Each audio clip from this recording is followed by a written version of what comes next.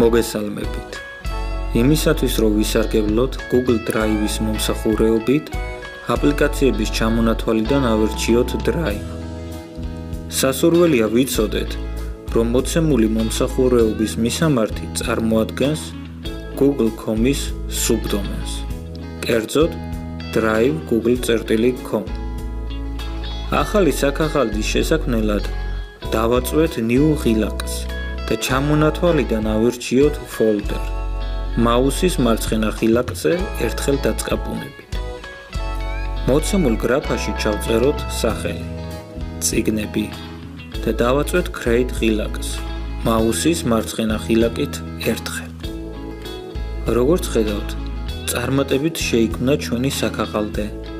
იმისათვის რომ გავხსნათ მოცემული საქაღალდე, მის სახელწოდებაზე მაუსის მარცხენა ღილაკის გამოყენებით დავაწყაბუნოთ ორჯერ. იმისათვის რომ მოცემულ მდებარეობაზე ავტვირთოთ საქაღალდე, ვირჩევთ ბრძანებათა შემდეგ თანამიმდევრობას. New, folder upload და მაუსის მარცხენა ღილაკს ვაწვევით ერთხელ.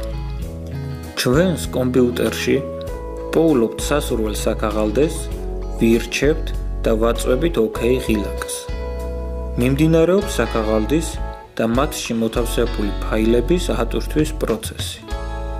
უშუალოდ ფაილის ატვირთვის პროცესის ხანგრძლივობა დამოკიდებულია ასატვირთი ფაილის ზომაზე და თქვენი ინტერნეტთან მიერთების სიჩქარეზე. მოდით გავხსნათ ახლახანს ატვირთული საქაღალდე.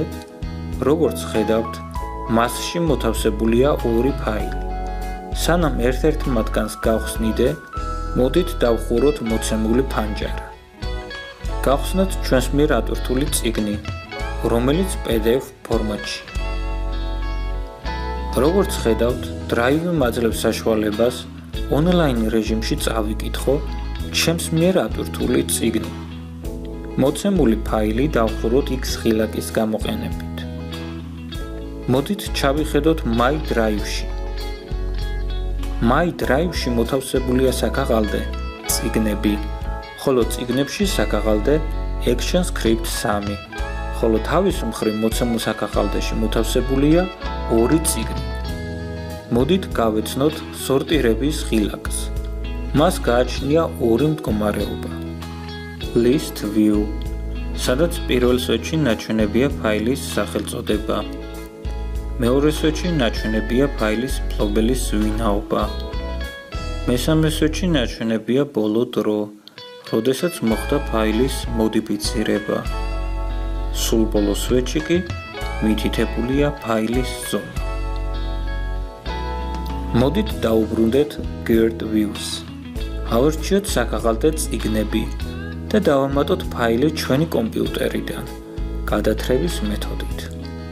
სამუშაო მაგიდიდან სასურველი ფაილი გადმოვიტანოთ მოცემულ სივრცეში და ავუშვათ მაუსის მარცხენა ღილაკს თითი.